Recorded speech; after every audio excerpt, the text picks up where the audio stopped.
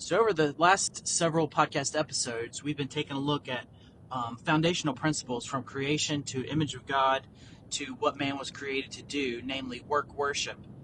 And we've been laying this foundation to understand how to counteract the coming AI revolution. And so, in our latest podcast episode, episode 6, we kind of introduced some of these AI concepts, some of the thought leaders, some of the increasing or advancements in AI technology and policy that's happened under the Trump administration. And so what we mentioned and what we're actually seeing is that these AI technocrats, there's really no other better word for that than these so-called technical experts that want to merge their influence with government and become a technocracy, technology leading the government administration, at least the government of the United States. What we've seen is that they're coming at this AI from a completely secular and evolutionary mind frame. And so the only real way to combat that is to counter that with a creation mindset, one that knows the value of man and one that knows the value of work, the dignity of work, not one that wants to see man modified and changed and artificially enhanced to become something that he's not or was never meant to be, and not then also to see work replaced by machine, which largely we saw happen under the Industrial Revolution. So, all these things are changing fast. It's crazy. But one of the things that I want to point out and what I wanted to discuss in this episode of Notes from the Pulpit is that largely we have bought into the lie of it is what it is, or we bought into the lie of that's just the way things are. And we've never questioned to ask how we got here. And I'm going to explain this a little bit, and then I'm going to point out 4 major movements that have changed or at least impacted greatly how we view work today, or how we've come to accept or embrace the concept of work today. And it's not something that's happened organically, but it's something that's been methodically changed over time. And so much so that we are just born into accepting this without ever questioning it. And what I mean is that from the time we're born, everything that we do, everything that we really are, is to drive us towards employment, is to drive us towards being a good member of society that will work and make money and pay taxes. Everything. Literally everything. So, from the fact that our parents, most of us have a 2-parent, well, at least we did have a 2-parent home, but if you have a single-parent home, it's even more the case. But we grow up, we've got a 2-parent, single-parent, foster parent, grandparents, whatever the case may be, in our home that are out working. They're in the workplace. In my case, I grew up in a 2-parent home, and both of them worked. And I was sent off to daycare at a young age. I was sent off to daycare, 2-3 years old, like most kids. Maybe your mom stays home with you for the first few months of your life, and she's got maternity leave from her job, and then, time comes for you to go off to daycare, or somebody babysits you for a little bit until you go to daycare. And from that point forward, you're essentially institutionalized into the government education system, maybe from preschool, so age 4 or 5, and then definitely into kindergarten when it's required, 5, 6, on to the time that you're 17 or 18 years old and you graduate the 12th grade. And then you enter into college. And so what I'm talking about is that from the time you are born, you are ushered into the system where things have already been planned for you. Things have already been laid out for you of how your life is going to look. You are sent to a compulsory government-run education system where they decide what you're going to learn and how you're going to learn it. They pull you from your home, from those people that should have the most influence over your life, that should be the one that are responsible for your education, that should definitely be the ones that are responsible for your well-being. And they send you off to strangers. They send you off to people that don't know you, to peers who you would have most likely never chosen to be your friends, who also now have influences on you because they all have their own background and baggage that they bring to the table. And then at the end of that, you see, well, look, they've either turned out to be a good young man or woman, or they haven't. But you're largely being raised by these government institutions, by teachers who don't know you, male or female, and kids who you would have never chosen to be your friends, your peers in the first place. So from the time we're born, even if you want to look and go, you know what, from the time we're born, now we're given a social security number. Why? Why was that? Why did that even come to be? Well, it came around because it needed to track your earnings. The government needed a way to track your earnings and needed a way to track away who your beneficiaries were. And then over time, it morphed into being a way to calculate and track taxes when you get a W-2 from an employer. But now, the reality is, it's being assigned from birth, and it is a government-issued tracking identification number. There's no other way around it. And the reason that they have this is to track your employment and to track your taxes and how much you need to pay. So everything, and that goes that goes against maybe if you don't even want to have a job, you just want to work. You don't want to work for an employer. You just want to work on your own. Maybe you want to work on your farm and you want to raise goods, or you want to provide services to people. It doesn't matter. You're tracked, buddy. You're in the system from birth. And that's what I'm getting at. We have embraced this lie without ever even asking why or how we got here. And it goes much deeper than just a social security number. And it goes much deeper than even a government-run compulsory education system. But it goes actually back, I really want to say it goes back to the Greek culture. It goes back to Greek and Roman civilization.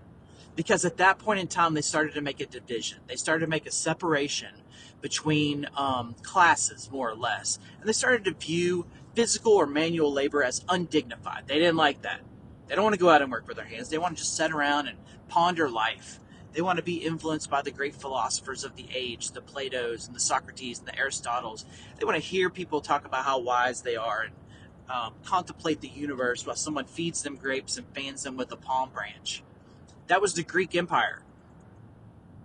They largely thought they were a slave-run empire where the slaves and the lower and poor class did all of the work for them, and they sat around and they reaped the benefits of it. Who wouldn't love that? Leisure was the modus operandi of the day. And the Roman Empire, they inherited much the same thought. That much of the Platonic thought that the material is bad and the immaterial is better. And so when you apply that across the board, you start to see how that affects physical labor and why they would choose the mental exercises as being something that was greater or worth or had more value or more dignity. So the Platonic Influences is the first main movement that I want to talk about. And really, the one institution that advances this and changes the concept of work is the institutional church. They grabbed hold of this Platonic idea. They became ingrained and embedded in it. And eventually over time, and we're going to talk more about this in upcoming Family Pulpit podcast episodes. I'm just introducing it today about how this is fed into this lie that we've embraced. This lie of individuality, by the way. That's where I'm headed. The lie of the individual. It's terrible. It's ruined the family. Anyway, the church has embedded this Platonic idea of the material being bad and the immaterial being good. And it's embraced this. This has developed and changed over time. And as we know that the church as an institution, I'm using that word in its general sense to mean what we might refer to as the visible church on earth, the institutional church. This is crossing denominational boundaries. It's essentially equated, in my mind, at least with Christendom, the so-called Christians in name only.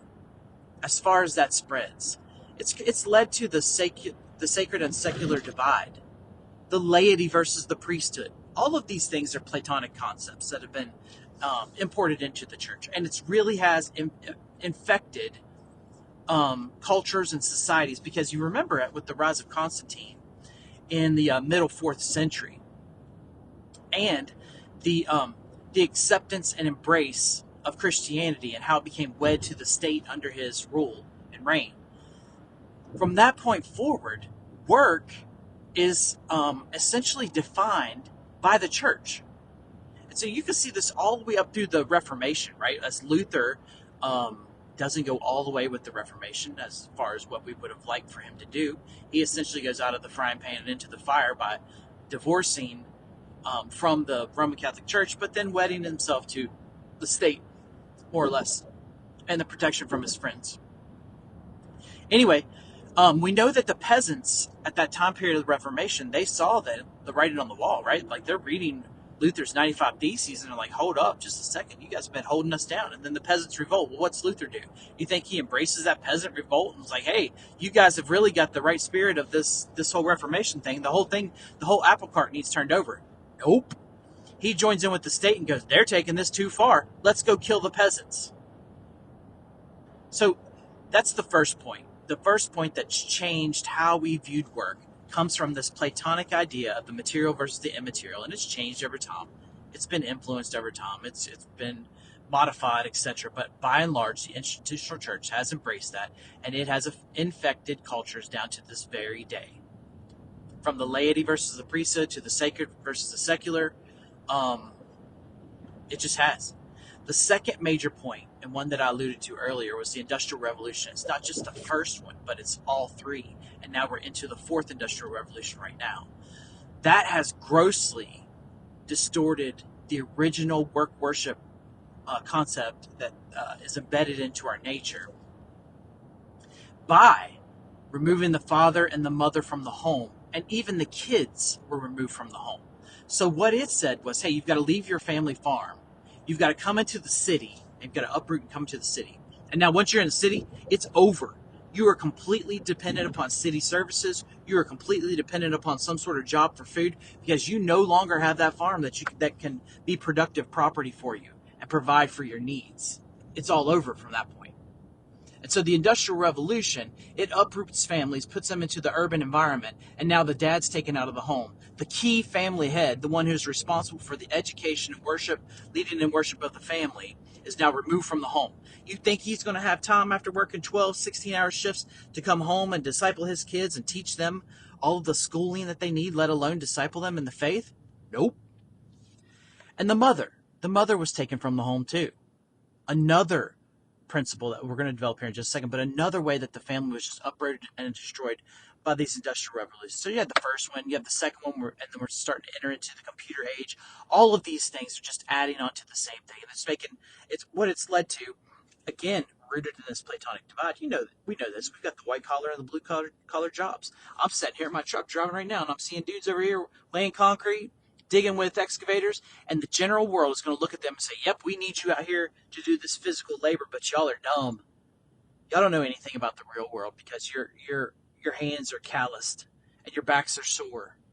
This is why they wanted immigration, by the way. This is why they won't remove the ones who are working on the farms, because they think that everyone thinks that those jobs are beneath them. We've got a corporate mindset. As a result of the Industrial Revolution, of course, all of the factories that come in, they affected the farms. Now we have to have slave wage labor to come in and work these things for us because they're not dignified jobs. They're beneath us. So the second point was the Industrial Revolution. The third one is the one that I led off with, and that was the government-run compulsory education. It's ruined our concept of work because once you have the Industrial Revolution that says these are the jobs that you're going to work and these are the hours that you're going to work, well, now what you need to do is you need to create an environment, a little mini factory where all of these kids are groomed, there's no better word than that for this, are groomed to accept these factory jobs as well. So they get up early in the morning, exhausted. They catch a school bus, provides them transportation to their little mini job to sit at a desk and learn stuff that they would have never thought about learning. Moving from one station to the next about the ring of a bell. Pick up on this in a minute. So I want to pick back up on what I left off with when I had to run into my chiropractor friend, get a little adjustment. But I want to pick up where I left off with the government-run compulsory education. And so what I was talking about was that the fact that from a young age that we are just ushered into the school system, mandated by law, by the way, for you to attend some sort of schooling. And then up until the time you're 16, and then you can leave. And I remember, so as I was talking about, I went to daycare at a young age. I then was in a private school. My parents had no money, literally no money. Like if I told you the amount of money that they were making, you would wonder how it is we even lived, how we didn't just die in a hole somewhere. but they were paying for private school, which left pennies on the table at the end of the day. They wanted to give me a good Christian education, and I appreciate that. And there was a lot of good that came from that. But the problem is that the Christian-run education system, the Christian schools, the private schools, they're set up the exact same way that the public school model is, in taking the children out of the home and handing off the primary responsibility of education to somebody else. So while the intention is good to provide maybe better curriculum, it's essentially straightening up the deck chairs on the Titanic. It's a sinking ship too. And, starting to maybe in the 1970s or so, we had the rise of the homeschooling movement, and that's gained significant momentum nowadays, especially in a post-COVID world where people's eyes were open a little bit and they could see that, hold up, you're going to make my kid take this vaccine that's not necessary? How long have you been doing this? How long have you been pulling this scam? Answer is, for a very long time. In fact, when I was in school, I had to provide my immunization records to attend college. I didn't even know what immunization records. What are you guys talking about? For me to come to school, I've got to show evidence of this? That's dumb. But yeah, it's been going on for a while, and COVID kind of opened up people's eyes to this. Not only that, but then a few people were busted on their virtual learning classes to show exactly what their kids were being taught. The teachers were busted, the school system was busted. And so now there's been an increased momentum, a rise in homeschooling education, which is good. Because you know what? Parents should be the primary ones who teach their kids. They should be the ones that determine what it is that their kids are learning and how. It's not a one-size-fits-all. It's just not. You're not going to get a 10-year-old boy who's full testosterone is starting to build up inside of him. And he just wants to go out and run wild and run free. And you're going to get him to sit still at a desk and listen to the lecture that you're going to give, or listen to a subject that he could care less about. Meanwhile, you may have another boy or even a girl who's sitting there just as quiet as can be with their hands folded and taking it all in. And you're going to expect both of them at the end of the day to make straight A's and be productive citizen? It's not going to happen. I've seen it 100,000 times. And my little boy is an example of it as well. It's just not going to happen. When I was in private school and then eventually got moved to public school, what you had was there were boys. I started off because I came from private school. Guess what? The counselor said, well, you can't possibly be as smart as these public school kids. We're going to start you in some remedial classes. These are the classes where the boys, largely boys, sat in the back of the class, teenage boys. They don't care about a thing that's being taught about. They're basically asleep. They don't care if they fail. They don't care if you hold them back. They don't care what it is that you want them to do. They're just biding their time till they turn 16 and drop out. And I know this because I was there.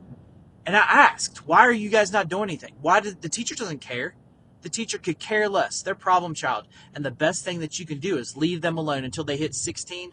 Then they're cast out on the street and can't even read. And then what are they going to do? Well, you don't care because you're just going to say they're going to get one of these manual labor jobs that are beneath them. They're dummies. They're just made to hold a shovel in their hand. And by no means, don't listen to this and think that that's the way that I view manual labor. Not at all. But that's the way society's done it. So this compulsory education system is largely the product of a 19th century movement started probably by who? Dewey? Or one of these guys that says, you know what? You've got this factory system. We've got to train little factory workers to come in and in baseball, you would call it a replacement level player, right? So wins above replacement. Like how many wins is this player contributing? And then what would be the replacement value of this player if they came in? Like if he's going to bring us minimum 10 wins a year by himself, which is high, but let's just say, for example, if he were to leave, then we have to have a replacement level player that's going to come in and bring us that many, or a combination that's going to bring us these wins, right? So you've got these factories where these adults are out there just getting brutalized with 16, 18-hour shifts. Their health is terrible. Their mental framework is exhaustion. They're exposed now to materials that are causing them to have diseases or injuries, and you have to have replacement level players come in. How are you going to get that Nobody's going to come sign up for a job that's like, oh yeah, hey, come replace this dude who died at the age of 25 because the mind collapsed on him, or because he got some sort of fibrosis of the lungs because of the materials that he was breathing. Why don't you come sign up for that job making a couple dollars a day? Nobody's going to do it. But if you can develop an education system and you can capture the youth at a young age because their parents are working in your factory, well, now you've got a replacement player. Now you've got someone who could come in, and they've been trained to sit there and be quiet. They've been trained not to ask questions. They've been trained to just take what's been given to them, believe what they've been told. At the school bell, when the bell rings after 45 minutes or an hour, they move on to their next station. And guess what? That factory worker, when that whistle blows to start the day, when that whistle blows to start the lunch period or end the lunch period, when that whistle blows to end the day and Fred Flintstone's sliding down the dinosaur's tail to head home, they've already been trained for all that.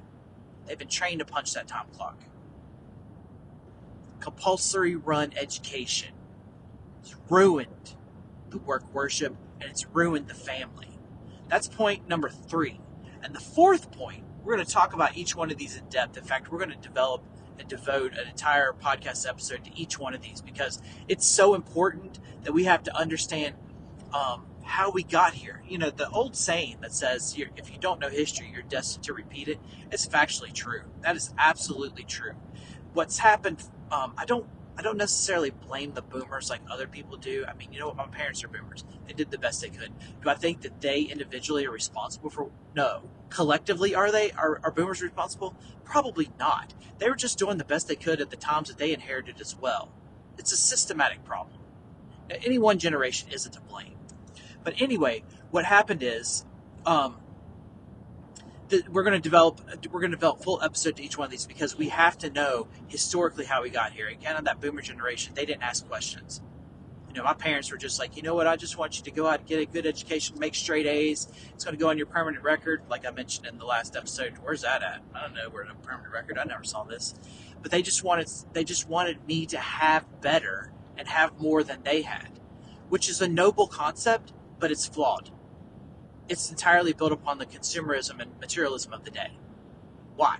I'm going to go to school so I can get more debt, so that I can have more things that my parents had. We're chasing the wrong thing. We're chasing the wrong thing. And so that boomer mindset, they didn't ask questions. They just embraced it. You know, you didn't change jobs. You went to a job for 35, 40, 45 years. There was no bouncing around. If you left your job, you were viewed as a quitter. What's wrong with him? Why did he quit his job? Right? Like, I've threatened to quit my job 1,000,000 times over the last 25 years. And some people in my family would just remain nameless. But they question, well, then what's he going to do? They think that if you're going to quit your job, you're just going to sit at home on the couch, eat Cheetos, and watch Price is Right all day. Like, that is not the mindset. And I know, trust me, we're going to get to Gen Z eventually. But listen, all y'all out there who think that you're going to quit your job because you need to have more time to yourself, no, you're swinging the pendulum the wrong direction. What I'm talking about is not quitting your job to have more time for yourself. What I'm talking about is that you may need to quit your job in order to refocus on this work-worship balance that's largely built on the back of the family economy, the husband and wife as a team, and the children coming along beside them and learning how to work and how to operate as a team in the family. And then those young children growing up and taking over those family businesses and enterprises. That's what I'm talking about. I'm not talking about a work-life balance where you're like, oh, you're free to play video games and eat Doritos and drink Mountain Dew all day. Now, that job was just hold me back from this. No. So we're going to devote episodes to each of these 4 things, these 4 momentum shifts in work that I'm talking about, which leads me to the 4th one. The 4th one, admittedly, right now, just shooting from the hip like I am on this drive, I don't know as much about. I'm not as familiar with, but I know that it's part of the problem because it's feminism. What feminism did, even going back to the 1700s, and you can see it kind of rising up alongside the Industrial Revolution, and that should be obvious, right? Like, if you've got males and females that are in the workplace, you've ripped them from their homes. They think they have no other choice, but I've got to go work the factory. And the male is getting $10 an hour, and maybe the female's getting $8 an hour, for whatever the reason might be. we could probably make a reasonable argument that, hey, if the male's in there, he's probably doing some sort of physical labor where he's lifting and handling things. Maybe he's working longer hours. I don't know the reason. Whatever. But then you got the wage gap that whether it was real or artificial, again, we'll get into this in a later episode. But this rise of the feminism say, hey, you know what? It should be equal pay. Okay, fine. I would argue that the woman shouldn't have been in that workplace in the first place. Largely, the man shouldn't either. So don't think I'm coming off as sexist. I don't think the dad should have been ripped from the home. I think the dad should have been in the home, devoting himself to his wife, devoting himself to his kids' education, and building and creating something on his piece of land, his productive property, whatever that might be. Doesn't mean he had to have 50 acres and a cow necessarily, like Chesterton and Belloc would argue, although there may be some wisdom there. But theirs was maybe 1 or 2 acres or 10 acres. But still, the fact remains that the dad or the husband shouldn't have been taken from the home. Neither should the wife or the mom. You can see this rise of feminism really gaining speed, right, with the women's movement in the 50s. And then it's just on steroids today. And women don't even see it. But what I see from women a lot of times, they don't even know this. The reason is because they bought into the lie, just like the men did. The men bought into the lie, and Christians have propagated this up to this very day. Patriarchal movements or not, they have bought into the lie that the men got to leave the home, go to the workplace, sit at a desk, go to a job 8 to 10 hours a day. Meanwhile, the wife goes off and does her thing at a job as well, and they both come home and convene back together. They don't eat dinner at the dinner table, but they grab a pizza and everybody goes off to the room and eats it. Which reminds me, I was sitting on the patriarchal movement, and I'm going to tie this in with homeschooling. The patriarchal movement and the homeschooling movement being wed together, they have not done anything but try to baptize the status quo. And what I mean is, what I was getting at is that the man goes off to the workplace, and now, we don't want to send our kids off to compulsory government-run education schools, education factories or asylums. So the wife, she doesn't need to go work. She needs to be home, devoting herself to making sure that the kids are educated, that the kids are fed, that the house is cared for, that the laundry is done, that all of this stuff at the house is now her responsibility while the man's gone for 8 to 10 hours a day. No, that's not the way that the system should be run either, because that they are redefining help. And they're saying, well, I'm going off to work and I'm paying for all this, and the woman is helping me by taking care of everything at home. No, sir. No, sir. You need to be home. You need to be taking part in these activities of your children's life. They don't need to be seeing you for 1 or 2 hours a day. Your son needs you there. He needs you discipling him, not your wife. No offense, ladies, but part of the problem of this feministic culture and this the feminization of men that's taken place is largely because, this is going to come off terrible, but I don't mean for it to come off terrible, but it's true. We send our young boys off to schools, and who are the teachers? They're mostly women. Or, like the patriarchal movement that I just talked about, the dad's leaving the home, and the wife, a noble task to be a homeschooling mom, is left teaching their sons. On the flip side of this, it's an imbalance as part of the males too. The little girls don't get to see how a man's supposed to act. They're only seeing the feminine side. They don't understand what it is that they're going to look for in a man because they haven't been exposed to that. They haven't been around their dads long enough. All they get is the feminine qualities. So the women, the little girls, they're not seeing what a man looks like and knows what they should be looking for in a man. And the sons aren't seeing how they're supposed to act as a man, nor seeing how they're supposed to treat a woman. And all of this is the product of feminism. It is. So, in order to combat all of this, one, we have to understand what these issues are and how we got here. And then we've got to understand, you've outlined the issues, you've named the problems like a lot of guys do today, you've pointed out the problems, but what solutions do we have? The solution that I think, and where we started off our original podcast series, is one, you have to understand that there is a creator and a creation, and that we are created in the image of God. And that gives us value and dignity as God's representatives and God's representation. And then two, we have to know that tied, inherent to our nature, is work worship. And by work, I do not mean employment. And I do not mean job. And I don't even mean vocation.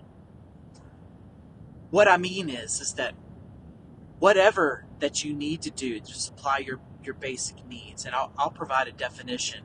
I've written these things out. I don't have them with me.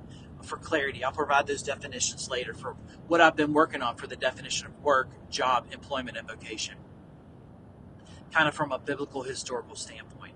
But we've got to understand that work worship. We've got to understand that our work is and should be tied together with worship by faith. It redeems our work. That's the way that work has historically been viewed. That's the way that the Puritans viewed work. That's the way that the founders of this country viewed work. The next thing that we have to do, once we have those foundational principles, is we got to realize that the way out of this, the way back, is I do believe the family economy. And I mentioned on a few of the podcasts, my introduction to this came through the books and works of Rory Groves, a former IT specialist and coder who's now a homesteader, maybe still doing IT work on the side, I'm not sure. But his book, Durable Trades, where he goes back to the pre-industrial revolution times and tries to trace out what trades have lasted the span of time, regardless of the economy. They've stood the test of time. His work on family economy really brought this to my mind, and I started coming across some other authors who had talked about this, and then come to find out, no, this is actually the way most of history operated, with a family-centered economy. And what that meant was that the family worked together in whatever. You may have 5, 6, 7 enterprises or ways to not just make money, but to produce, we might say. Because really, you might be producing food for your family. You're not necessarily selling that, but you need it. It offsets what you might spend at the grocery store. And that was a family enterprise. So there's the three things. We got to have that foundation that's rooted and grounded in creation. We understand that we're made in the image of God and we have dignity, and that our work should be combined with our worship by faith. Then on top of all that, once we get that foundation, we see that Eve was made to be Adam's help. And then we understand that the kids were supposed to come alongside and be taught and discipled and apprenticed. That helps us to better see this full package, the total picture. I think that's the way out. I think that's the path forward. Because with the rise of AI and the collapsing or imminent collapse of financial systems and these empires that man is building, we're going to need a path forward. And so we're either going to resign ourselves to slavery, like the Greeks and Romans empires had, or we're going to say, you know what? The path forward is I got to opt out. The path forward is I got to reclaim my family. The path forward is I got to start in my own home. I got to do an inventory. What skills do we have here? And I got to have my heart turned back to my family, not sending them off to strangers to be raised. Right? So we'll talk more about this in upcoming episodes. In fact, as I'm driving this thing, I don't know, for 30 minutes plus or what, I may or may not post this. I'll have to listen to it and see if I think it's helpful. But I've been driving this whole time, basically. I wanted to try out and see if I was able to randomly talk while driving and not drive off the road. So this may be it for Notes from the Pulpit. This may be the last time we do a on-the-road driving edition. We'll see. Catch you on the next one.